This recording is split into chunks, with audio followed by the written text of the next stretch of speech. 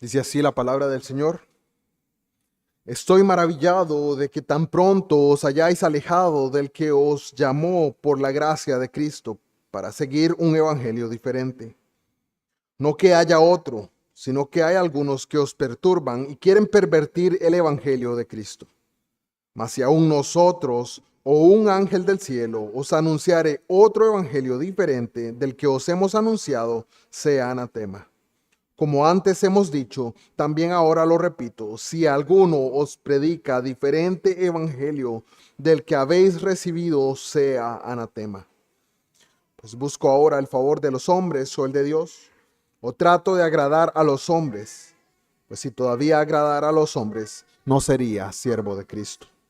Oremos. Señor y Padre nuestro, ayúdanos en esta tarde a recordar que tu evangelio es precioso y es perfecto, Señor. Es ese mensaje que tú preparaste de antemano, desde antes de la fundación del mundo, Señor, para salvar a tu pueblo, para transformar a pecadores de las tinieblas a la luz. Auxílianos a tenerlo claro en esta noche, en esta tarde. Señor, clamamos que tu obra sea hecha en aquellos que escuchen, aquellos que aún no te conocen. Pero también esto nos aliente a nosotros que te conocemos a no manchar el evangelio, a no agregar nada ni quitar nada de él. Pues este mensaje es precioso. Es la vida y la obra de Cristo Jesús por un pueblo que tú escogiste desde antes de la fundación del mundo, el cual hoy en día llamas por nombre. Todas estas cosas oramos en el nombre de Cristo Jesús. Amén. Pueden tomar asiento.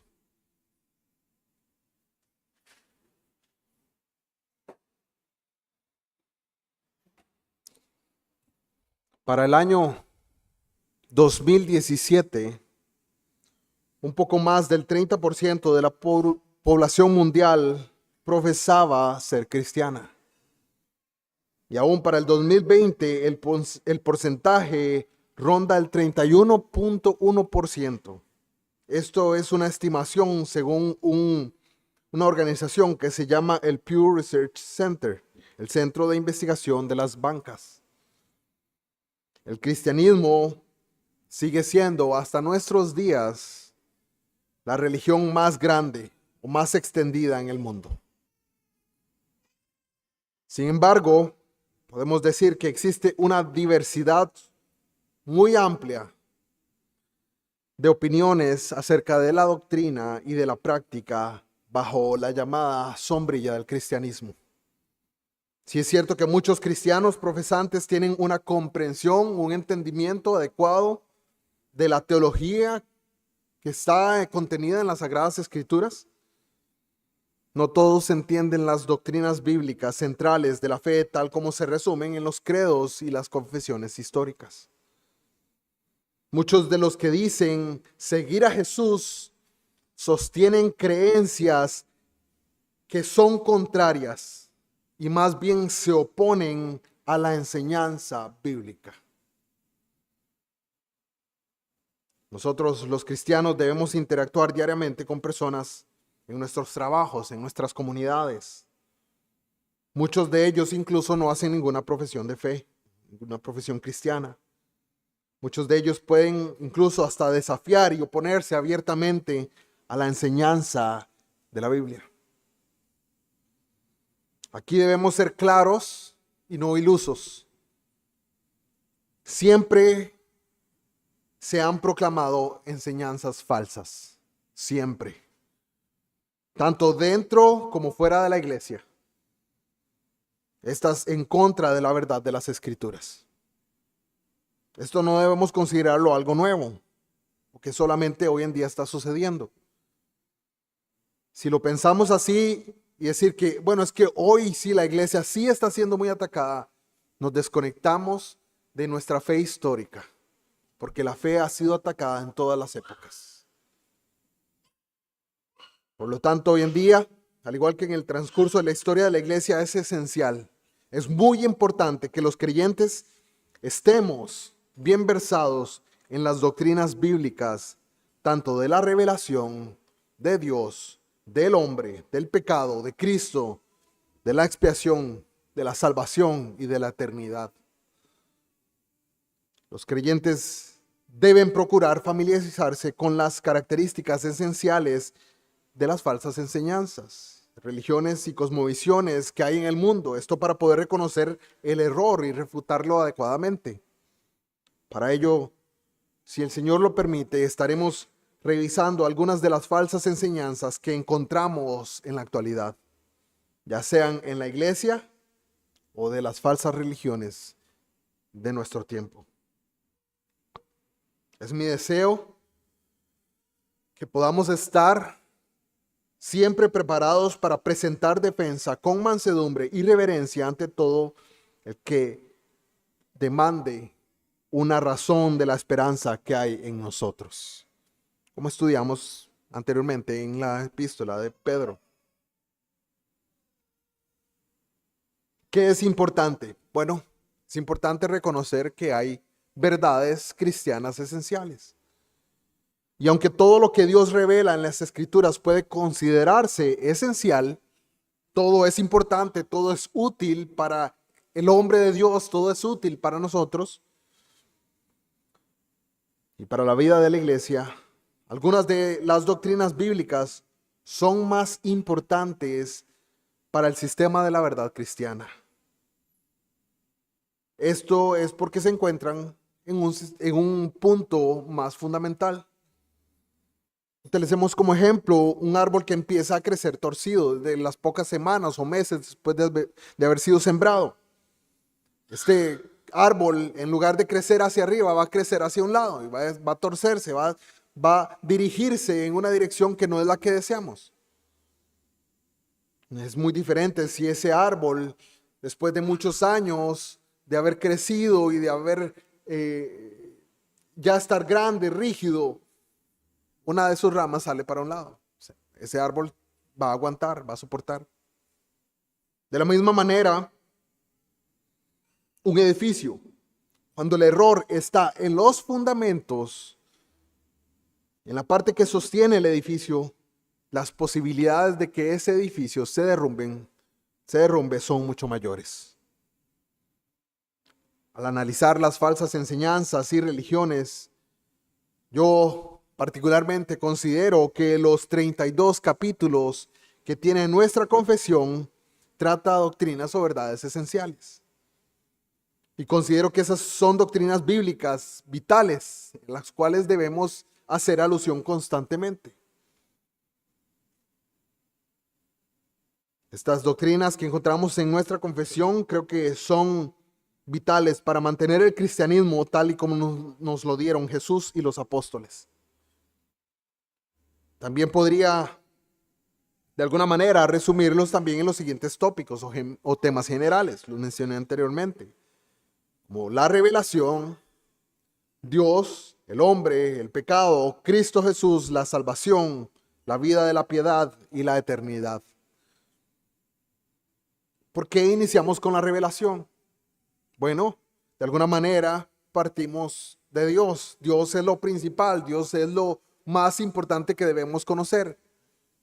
Pero la forma en que el hombre conoce o se da cuenta de Dios es a través de la revelación. Dios se ha revelado, Dios se ha dado a conocer. Y a partir de ahí vemos que la gran mayoría de teologías sistemáticas, incluso nuestra confesión inicia a partir de la revelación de las Sagradas Escrituras, la forma que Dios se ha revelado y se ha dado a conocer. Por eso es importante saber de dónde partimos. Otros teólogos a lo largo de la historia han partido del hombre y han dicho, bueno, el hombre es importante, entonces es más importante entender y conocernos a nosotros mismos que a Dios. Podríamos entrar en ese debate, pero no es nuestro tema en esta tarde. Simplemente es importante entender que hay temas generales o esenciales a los cuales debemos apuntar. Es cierto que debemos defender la fe. Dios instruye a los creyentes a estar siempre preparados, como mencionaba anteriormente, para presentar defensa, y eso viene del griego apología, y de ahí viene una rama de la doctrina que conocemos como la apologética, ante todo el que demande razón de la esperanza que hay en vosotros. Bueno, tal vez Pedro no estaba llamando a todos los cristianos a ser apologistas, pero de alguna manera sí lo está haciendo. Todos debemos lograr presentar defensa. La apologética en sí implica dar a la gente una declaración o una defensa bien razonada, comprensible, que pueda ser entendida. La apologética es una defensa verbal y racional de la fe que hay en nosotros.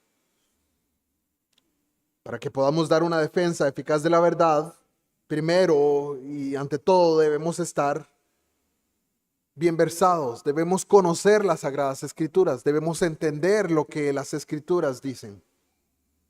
Bueno, ¿de qué? De los temas esenciales, de esos temas que son fundamentales para nuestra fe. Defender la verdad de la palabra de Dios contra las falsedades y las mentiras es una parte integral de la vida y el servicio de cada uno de nosotros como creyentes. Para hacerlo de manera eficaz, también debemos estar preparados para defender la verdad contra las enseñanzas y las prácticas falsas que van en contra de la verdad de las Escrituras. Como mencionaba anteriormente, muchos profesan el cristianismo, muchos dicen ser cristianos. Debemos ser claros al confrontar no solamente el engaño bajo el cual muchos de ellos viven, sino también las vidas que muchas veces se oponen a las verdades que afirman.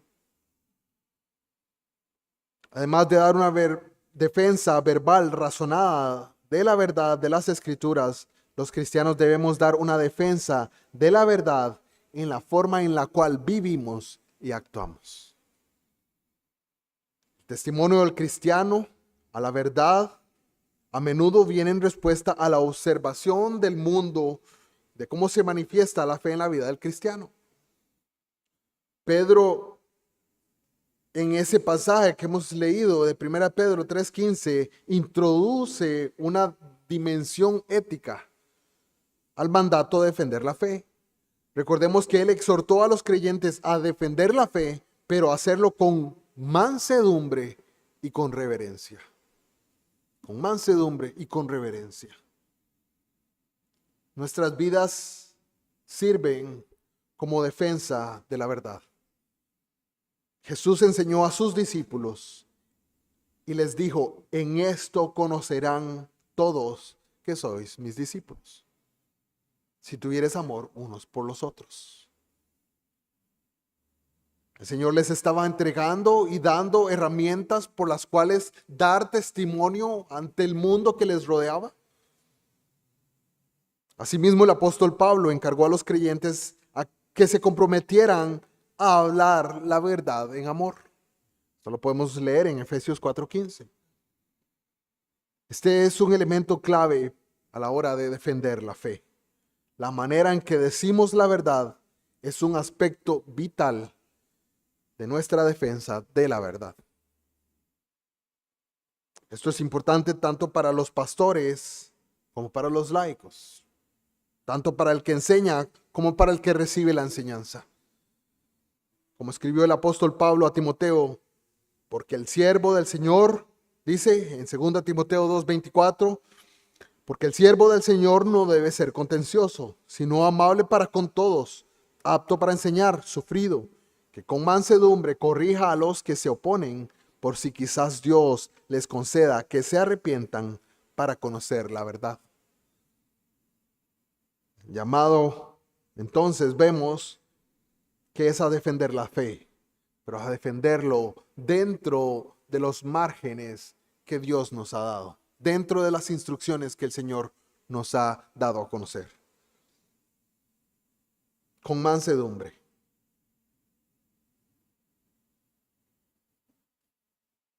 Es interesante porque en este pasaje Pablo le dice a Timoteo que no debe ser contencioso.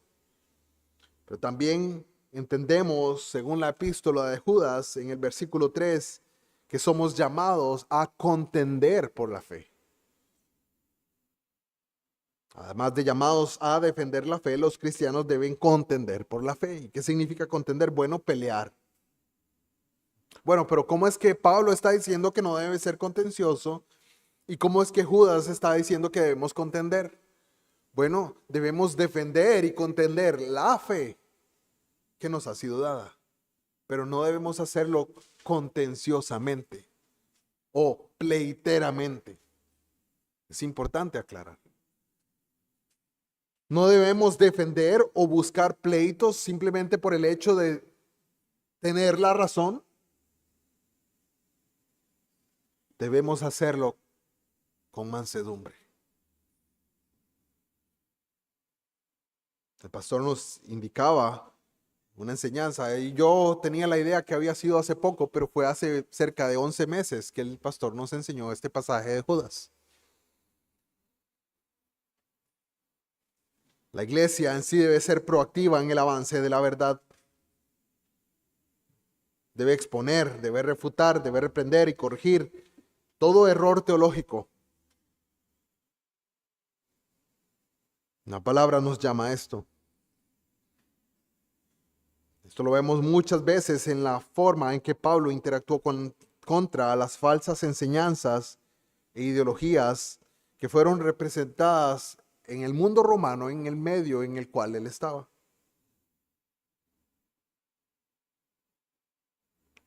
Tanto así que lo hizo incluso en Atenas. Recordamos Hechos 17, donde expone el error. Muchos dioses se encuentra y se presenta delante de ellos. Y recuerdan, en esa narración vemos que Pablo hace énfasis porque tienen una estatua, tienen muchos ídolos. Él se duele en su corazón al ver la ciudad llena de idolatría. En medio de esos ídolos ve una estatua, un monumento al Dios no conocido. Él se toma de ahí para presentarles al Dios verdadero, el cual ellos no conocían. A todos los creyentes se nos llama a llevar a cabo esta labor de contienda o de defensa.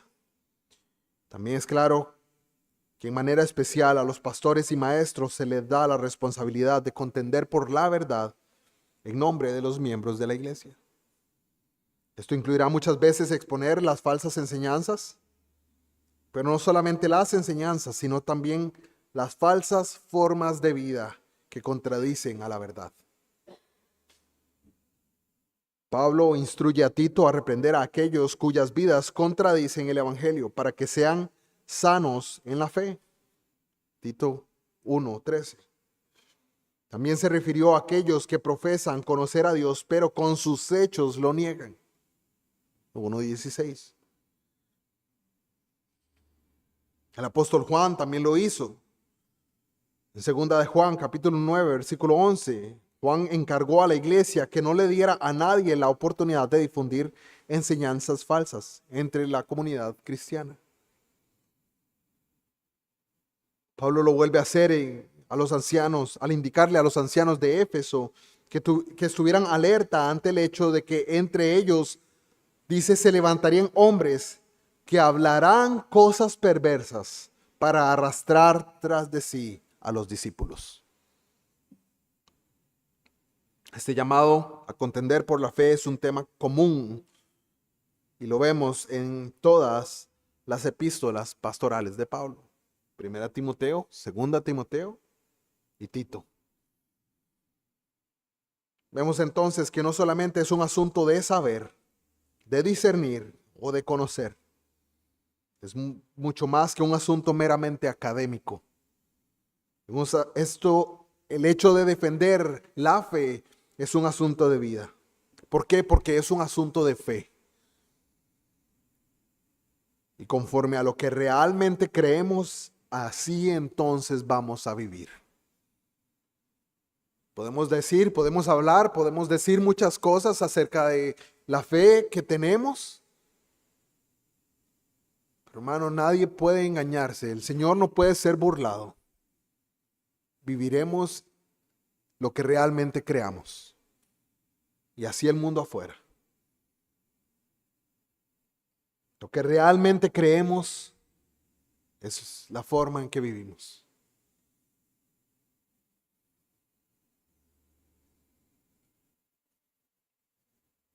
Es importante que en medio de eso, otra de las partes a la que somos llamados es a proclamar el Evangelio.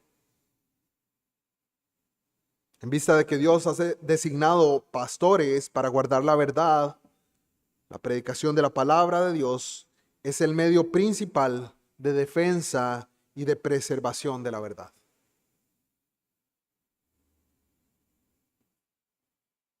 El pastor que está en el púlpito es a quien Dios ha designado para este pueblo que estamos aquí. Es a quien Dios ha puesto en este lugar para que nos enseñe, nos exhorte, nos reprenda, nos anime y nos instruya en las Sagradas Escrituras. Sí, hay muchos pastores y predicadores maravillosos a los cuales hoy en día tenemos acceso a través de internet. Pero este pastor que tenemos, el pastor Adrián, es el medio que Dios nos ha dado como comunidad en la Iglesia Bautista Reformada de Liberia para que nos predique, y es a quien Dios en su sabiduría nos ha dado.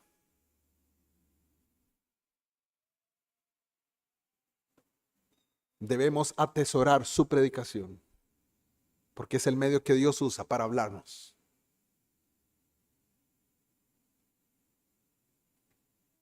Dios ha instituido la predicación del Evangelio como el medio central por el cual Él hace avanzar su reino.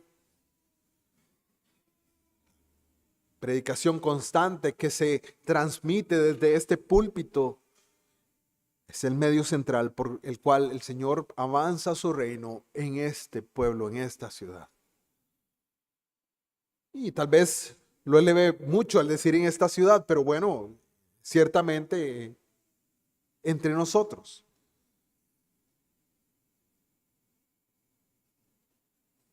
La predicación de la palabra es también el medio central para corregir el error y la enseñanza falsa. Recordemos que Pablo encargó a Timoteo a que prediques la palabra, que instes a tiempo y fuera de tiempo, redarguye, reprende, exhorta con toda paciencia y doctrina, porque vendrá tiempo cuando no sufrirán la sana doctrina, sino que teniendo comezón de oír, se amontonarán maestros conforme a sus propias concupiscencias, y apartarán de la verdad el oído, y se volverán a las fábulas.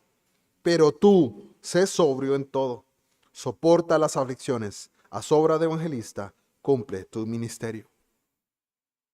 Recuerda Pablo a Timoteo.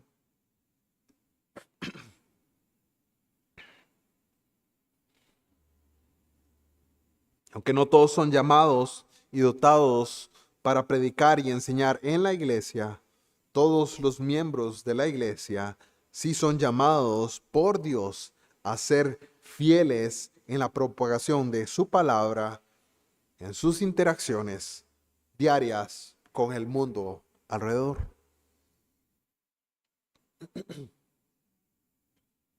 Como Pablo encomendó a los miembros de la iglesia en Tesalónica, y les dijo, porque partiendo de vosotros ha sido divulgada la palabra del Señor, no solo en Macedonia y Acaya, sino que también en todo lugar vuestra fe en Dios se ha extendido, de modo que nosotros no tenemos necesidad de hablar nada.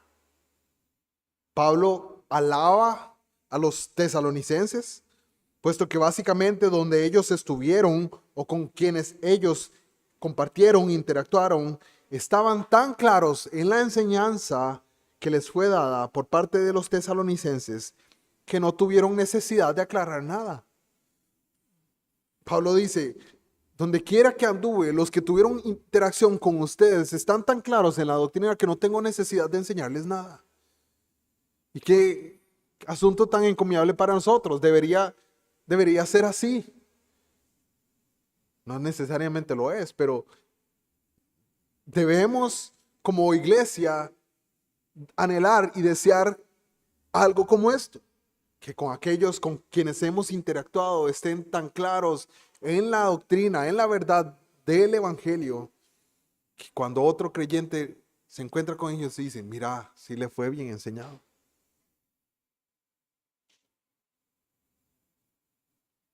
Y es importante aclarar también que no es que el Evangelio no necesite ser compartido verbal o por escrito de manera explícita. El Señor nos dejó un evangelio, un mensaje claro, unas buenas noticias, el cual no debemos minimizar, mucho menos excusarnos al repetir, como se acostumbra en nuestros días, la frase atribuida a Francisco de Asís, la cual dice, prediquen el evangelio en todo tiempo y de ser necesario, usen palabras.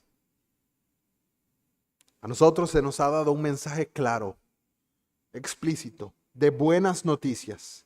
Esas noticias son las que anunciamos. El evangelio verdadero. No de lo que nosotros hacemos, ya que no somos el evangelio. Y es importante aclarar, el evangelio es la vida y la obra de Cristo Jesús en nuestro lugar. No debemos confundirnos. Si creemos que sin palabras y con el ejemplo de nuestras vidas estamos predicando el evangelio, entonces estamos anunciando un falso evangelio. Querido hermano, querida hermana, ni tu vida ni tu muerte son el evangelio. El evangelio es la vida y la muerte, la obra plena del Señor Jesucristo como mediador de los que creen en su nombre. Sí, somos llamados a vivir conforme al evangelio que nos ha sido dado. Pero nuestras vidas no son de ninguna manera y nunca lo van a ser el evangelio. A medida que los ministros proclamen fielmente la verdad de la palabra de Dios, los creyentes estarán mejor equipados para llevar fielmente la verdad de las Escrituras en sus relaciones cotidianas. Una buena práctica, la cual deberíamos llevar a cabo como iglesia, es repasar las enseñanzas del domingo. Entenderlas, compartirlas, comentarlas con nuestros hermanos. Eso nos ayudará a tener más claridad de la verdad que nos ha sido predicada.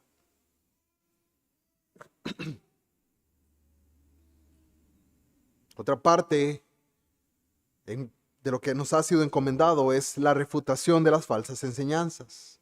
Y esta constituyó una parte importante del ministerio de enseñanza, tanto de los profetas del Antiguo Testamento, del Señor Jesucristo y de los apóstoles.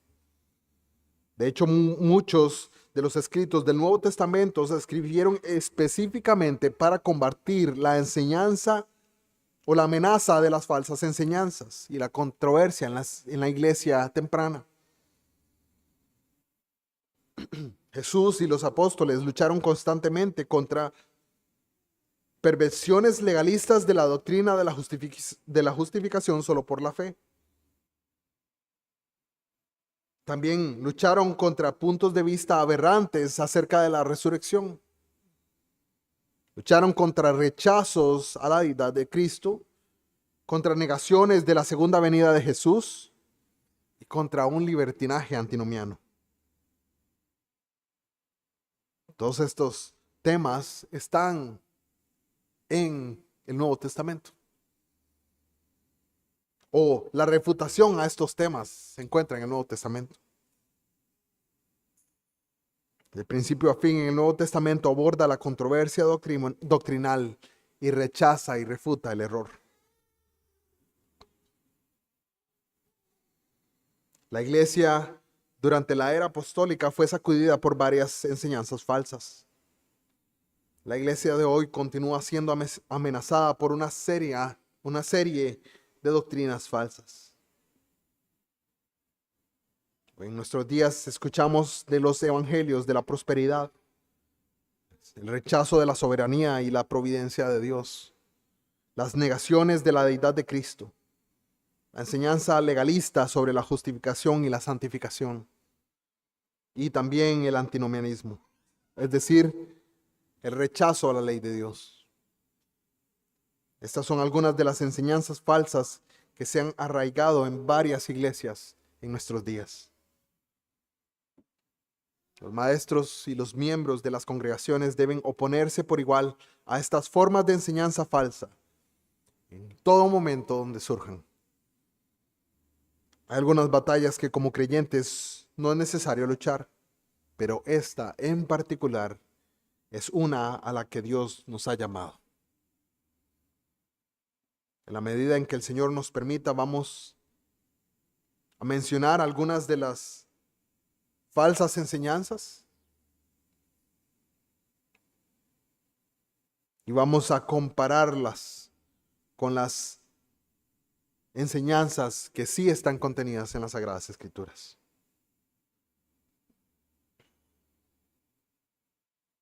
Esta tarde mencionaremos el Evangelio de la Prosperidad. ¿Qué es el Evangelio de la Prosperidad? Este es uno de los movimientos de enseñanza falsa más prominentes en la iglesia o en los profesantes cristianos en nuestros días. Los predicadores del Evangelio de la Prosperidad y los teleevangelistas han engañado a multitudes en todo el mundo con un evangelio falso, enseñando que las personas que ejercen una fe verdadera en Cristo, de fijo, segura y verdaderamente alcanzarán prosperidad física, material y financiera en esta vida. Esa es parte de la enseñanza del Evangelio de la Prosperidad. ¿Cuándo comienza esta enseñanza? Bueno, la iglesia apostólica tuvo buena cantidad de falsos maestros que pervirtieron la verdad del Evangelio al convertirlo en una herramienta para obtener ganancias, o una forma de manipular a Dios para obtener poder. Recordamos a Simón, el mago. A lo largo de la historia de la iglesia ha habido muchas formas de este tipo de enseñanza falsa. Pero este movimiento del Evangelio de la Prosperidad en nuestra era moderna inicia en la década de 1950. Este es un movimiento pentecostal posterior a la Segunda Guerra Mundial. Y este principalmente surge a través de una figura, un hombre conocido como Oral Roberts. Él fue un televangelista estadounidense. Los libros de Oral Roberts ayudaron a difundir el mensaje del movimiento del Evangelio de la Prosperidad. Los nombres de estos libros fueron: Si necesita sanidad, haga estas cosas. Y el otro fue El milagro de la semilla de fe. Estos libros están plagados de falsas enseñanzas. Y estos fueron parte de las obras más populares de este hombre. Este movimiento siguió siendo influenciado por las vidas y la predicación de hombres como Jim Bakker y Jimmy Swaggart. Estos dirigieron ministerios teleevangelísticos de enorme influencia en la década de los 80s. Otras figuras claves en la historia de este movimiento incluyen a E.W. Kenyon y a Ken Hagin. Esto en la historia de este movimiento. Pero hoy en día los nombres que resuenan son Kenneth Copeland, Benny Hinn, Joel Austin, D.D. Jakes, John Hagee, Creflo Dollar, Paula White, Joyce Meyer, Juanita Bynum, estos entre otros. La gran mayoría de estos son teleevangelistas que han comercializado la enseñanza del Evangelio de la Prosperidad a tal punto de obtener ganancias millonarias. Durante muchos años, estos hombres y mujeres han difundido un falso evangelio por la radio y por canales de televisión. canales como TVN, Trinity Broadcasting Network. A través de estos medios, estos hombres han exportado sus falsas enseñanzas a África, a Sudamérica y a Asia. ¿Cuáles son las creencias principales de este evangelio? Bueno, el movimiento del evangelio de la prosperidad tiene 4 creencias principales. La primera es que Jesús compró todos los beneficios de la salvación para esta vida. Primer error. Este movimiento afirma que Jesús compró la sanidad física completa para su pueblo en esta vida mediante su muerte en la cruz. Ellos pervierten la enseñanza de Isaías 53:5 y de Juan 10:10. Los predicadores del Evangelio de la Prosperidad afirman que Jesús murió para quitar toda enfermedad de esta vida y expiar, cito, el pecado de la pobreza financiera. En segundo lugar, una herencia actual. Ellos afirman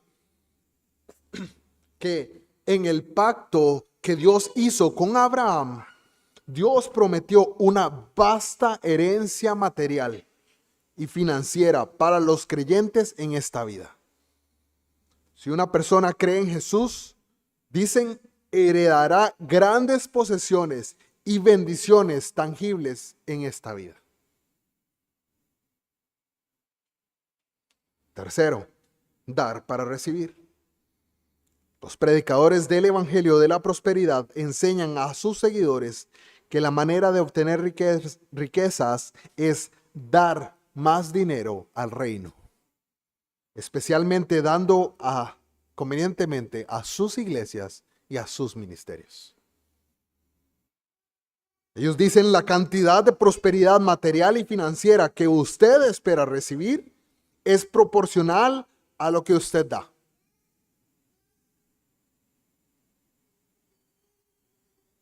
Cuarto lugar, nombrarlo y reclamarlo. Ellos dicen que la fe y la oración capacitan a las personas para apoderarse de las bendiciones físicas y materiales en esta vida. Algunos líderes de este movimiento han popularizado el término palabra de fe para captar la esencia de su enseñanza. En consecuencia, si alguien ejerce suficiente fe, entonces ya no tendrá que estar sujetos a los efectos paralizantes de las enfermedades o de las dolencias. Si las personas continúan sufriendo aflicciones o pobreza, esto se debe a su falta de fe. Dicen que cuando oramos con fe, obligamos a Dios a que nos haga prósperos. Y así lo dicen con jactancia. Particularmente cuando declaramos que ya poseemos la bendición deseada. De la misma manera, algunos maestros desalientan a sus seguidores de decir palabras negativas para que no traigan cosas negativas a la existencia. ¿Por qué cree la gente esta falsa enseñanza? Bueno, los maestros del Evangelio de la Prosperidad apuntan a los deseos de sus oyentes de provisión, de posición y de poder. En lugar de centrarse en Cristo, en la eternidad y en la gloria de Dios, ellos hacen hincapié y énfasis en que puedes vivir tu mejor vida ahora. Hermanos, si usted puede vivir su mejor vida ahora, su eternidad será en el infierno. El cristiano sabe que su mejor vida será después de esta.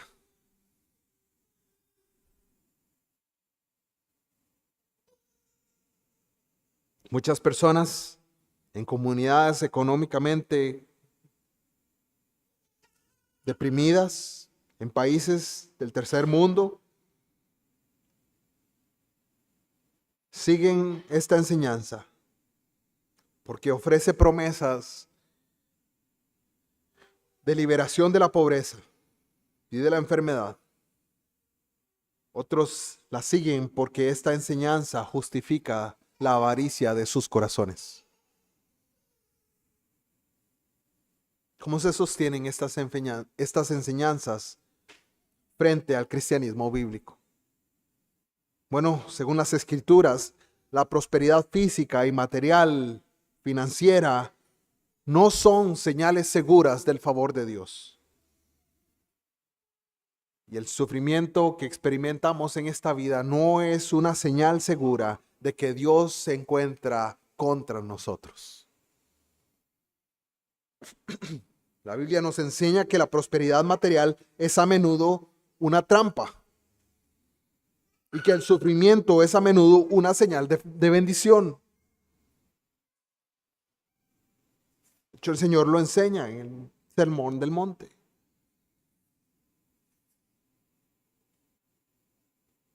Todas las bienaventuranzas que son mencionadas en ese capítulo de Mateo 5 vienen aquellos que se encuentran doliéndose o en alguna forma de afectación. La palabra de Dios no enseña que la vida cristiana sea toda prosperidad física y material, ni que todo sea sufrimiento tampoco.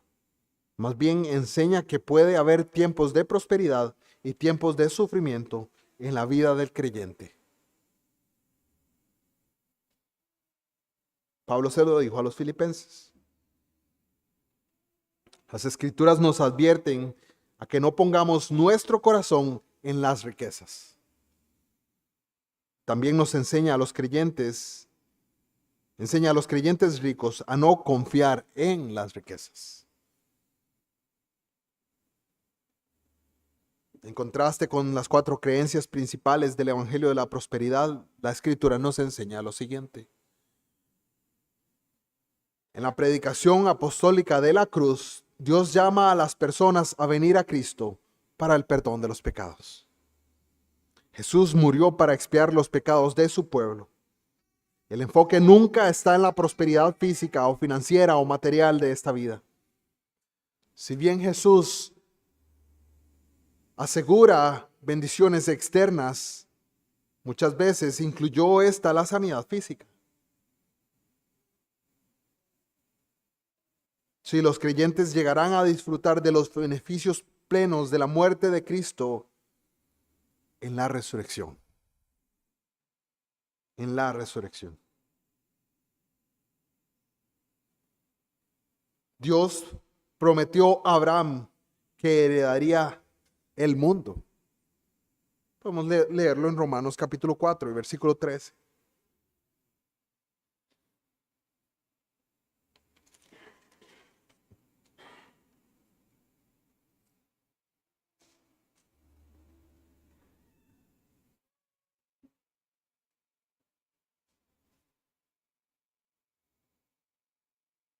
Dice, porque no por la ley fue dada a Abraham o a su descendencia la promesa de que sería heredero del mundo, sino por la justicia de la fe. Y este es un pasaje que nos trae mucha claridad. Aquellos que afirman que en Abraham o que a nosotros como Abraham se nos prometió la herencia de la tierra. ¿Por qué dice este pasaje? Porque no por la ley fue dada a Abraham o a su descendencia la promesa de que sería heredero del mundo, sino por la justicia de la fe. ¿Qué nos está diciendo? Que es en Cristo Jesús, en su obra, que habría salvación, que habría perdón, que habría bendiciones para los que creen en Él por la fe. Esta promesa que le fue dada a Abraham en aquel entonces se cumplió en la persona y la obra del Hijo de Abraham, en Jesucristo. Todo aquel que cree en Jesucristo es hijo o hija de Abraham y coheredero de la herencia prometida a él por la fe.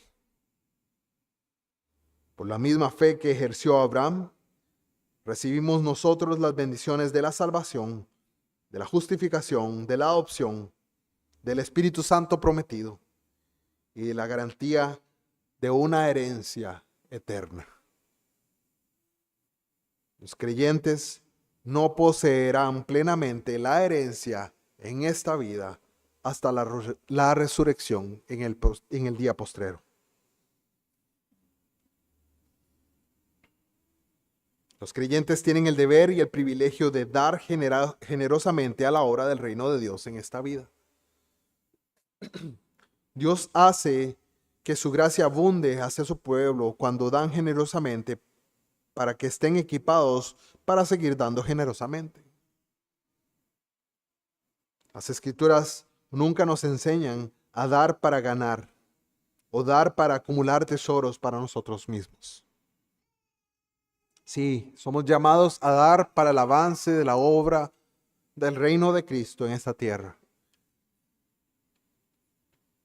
Pero es cada uno conforme propuso en su corazón. No por ganancia, ni por necesidad.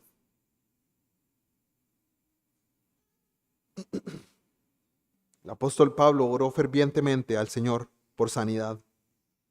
Él pidió por sanidad personal. La respuesta del Señor Jesús fue: bástate mi gracia, porque mi poder se perfecciona en tu debilidad.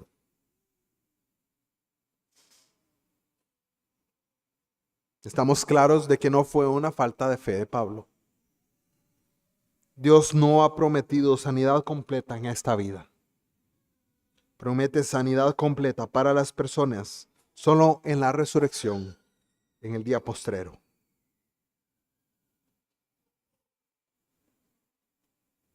¿Cómo puedo compartir o cómo puedo corregir el error de aquellos que se aferran a estas falsas enseñanzas? Número uno, debemos enfocarnos en la vida y la muerte de Cristo para el perdón de los pecados. Ese es el mensaje central del Evangelio. El mensaje central del Evangelio no es ganancias, no es una vida sin enfermedad, no es prosperidad financiera. Es que Dios te limpia, te salva de tus pecados para vivir para Él. Jesús derramó su sangre en la cruz para cubrir el pecado de aquellos por quienes Él murió. El Evangelio reconcilia a los pecadores con Dios a través de la persona y la obra de Jesucristo.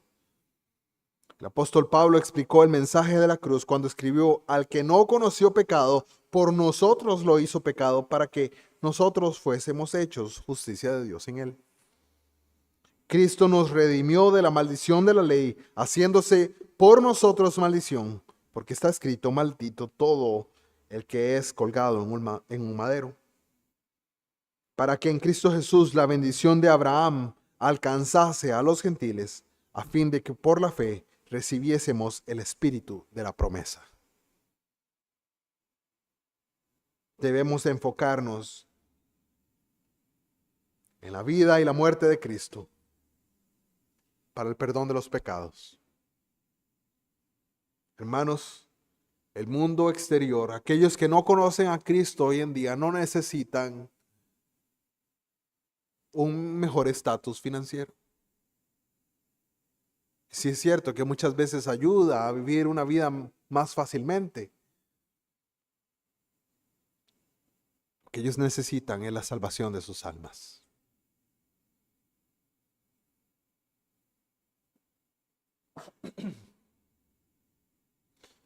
Otro de los enfoques es que debemos concentrarnos en la esperanza de la bendición eterna. Todo el dinero, todos los bienes y posesiones materiales que podamos recibir en esta vida, un día serán consumidos. Nada de eso quedará. Si nuestro enfoque está en esas cosas, seremos también nosotros consumidos con ellas. La Biblia anima a los creyentes a tener esperanza en Dios, y a esperar con ansias a la herencia eterna que Él nos ha guardado. El apóstol Pedro animó a los creyentes que sufren a recordar que Dios los está preservando para una herencia incorruptible, incontaminada e inmarcesible, reservada en los cielos para ustedes. El escritor de los Hebreos también nos enseña que no tenemos aquí una ciudad permanente, sino que buscamos la que está por venir. El apóstol Pablo también explicó que los sufrimientos que soportamos en esta vida son requisitos previos para obtener la herencia eterna. El mismo Espíritu da testimonio a nuestro espíritu de que somos hijos de Dios, y si hijos, también herederos. Herederos de Dios y coherederos con Cristo. Si es que padecemos juntamente con Él, para que juntamente con Él seamos glorificados.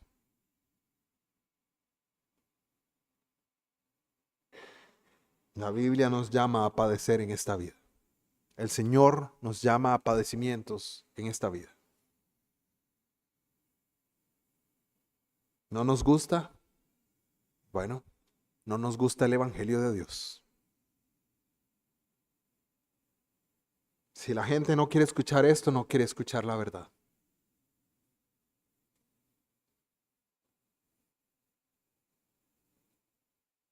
Como creyentes también debemos enfocarnos en el consuelo que recibimos al compartir los sufrimientos de Cristo. En todas partes, las Escrituras presentan el sufrimiento como un requisito previo para la gloria. De hecho, el mensaje a través de toda la Escritura podríamos verlo como la gloria a través del sufrimiento. Es un tema repetitivo que encontramos en la teología bíblica. Jesús mismo fue un varón de dolores, experimentado en quebranto. La vida de Jesús fue una vida de oprobio, de privaciones, de dificultades, de oposición, de pobreza, de soledad y de sufrimiento. Es interesante cómo muchos dicen querer dar testimonio de Cristo en todas las áreas, menos en estas.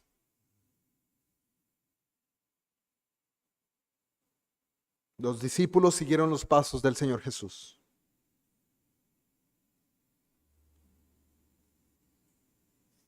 Tenemos que recordar que el único de los discípulos de Jesús que se apartó fue un amante del dinero.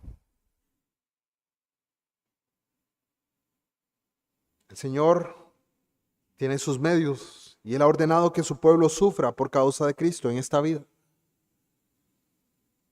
Él ha prometido resurrección, restauración y abundancia para cada uno de los que cree en Él. En el mundo venidero, en el día postrero. Hermanos, en esta noche somos llamados a sufrir por la causa de Cristo, a padecer dificultades y sufrimientos, a defender la verdad del Evangelio.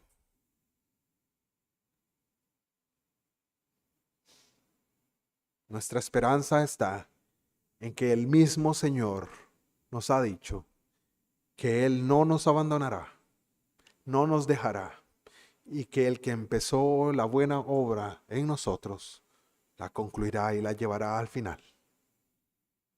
Si eres de Cristo, tu esperanza está en que Jesús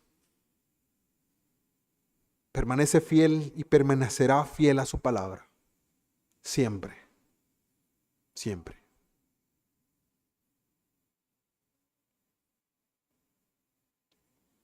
Oremos. Bendito Dios y Padre nuestro. Gracias damos por la bendición que es tu maravilloso evangelio. La esperanza que tenemos no solamente en esta vida, sino también en la venidera.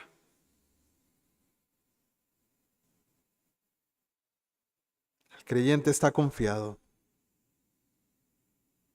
en que tú preservarás nuestra alma aún después de la muerte.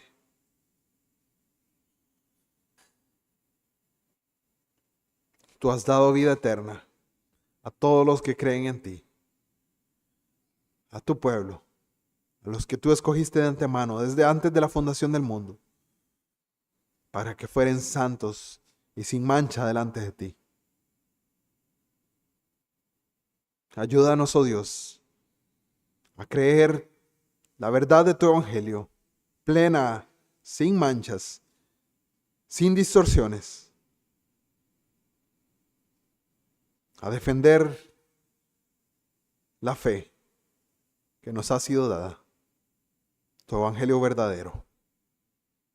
Sabemos que no hay otros, a pesar de que utilicen ese nombre. En el nombre de Cristo Jesús damos gracias. Amén.